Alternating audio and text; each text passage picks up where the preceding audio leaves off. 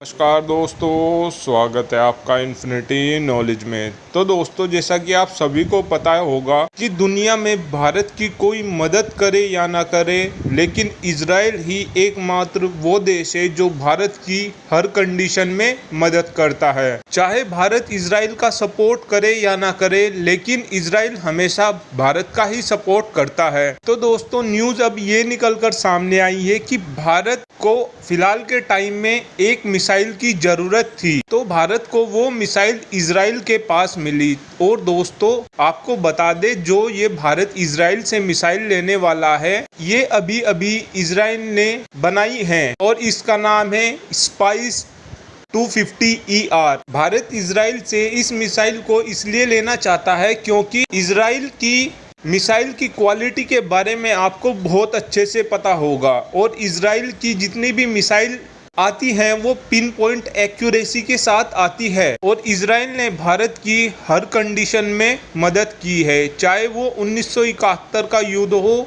चाहे कारगिल का युद्ध हो। और कारगिल के युद्ध में तो इजराइल ने भारत की जमकर मदद की थी। उस टाइम भारत रशिया से वेपन लेना चाह रहा था और पेमेंट भी ज्यादा कर रहा था, लेकिन रशिया टाइम पर हथियार प्रोवाइड नहीं करा पाया था। लेकिन इजराइल उस टाइम भी भारत का अड़कर साथ दे रहा था। और जब बालाकोट एयर स्ट्राइक हुई थी, तो जब भी इजराइल ने अपने स्पाइस 2000 मिसाइल भारत को दी थी। और अगर स्पाइस 250ER की बात करें तो ये एक गाइडेड मिसाइल है, और अगर इसके मैकेनिज्म की बात करें तो ये ऐसे काम करती है जैसे कि मान लीजिए भारत पीओके में एयर स्ट्राइक करना चाहता है और भारत को पुख्ता जानकारी है कि सभी के सभी आतंकी एक घर में छुपे हुए हैं। ऐसे में इस मिसाइल की मदद से भारत केवल उसी घर पर हमला कर सकता है जहां पर आतंकी हैं। और इस मिसाइल की जो सबसे बेस्ट बात है वो यह है कि ये आसपास के एरिया में डिस्ट्रक्शन नहीं फैलाएगी, जिस वजह से पाकिस्तान भारत को ये नहीं कह सकता कि आपने हमारे नागरिकों को मारा है। ये मिसाइल AI पर चलती है और ये अपना रास्ता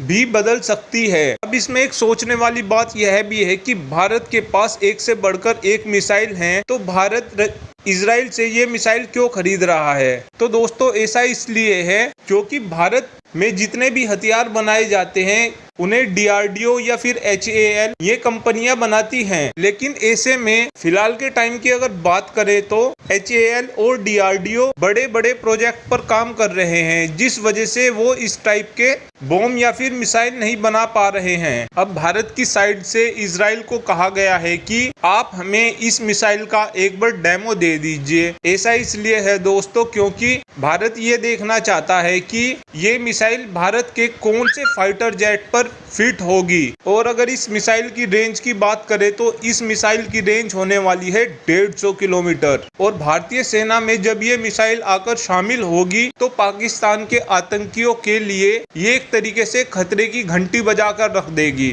thanks for watching this video. Have a good day.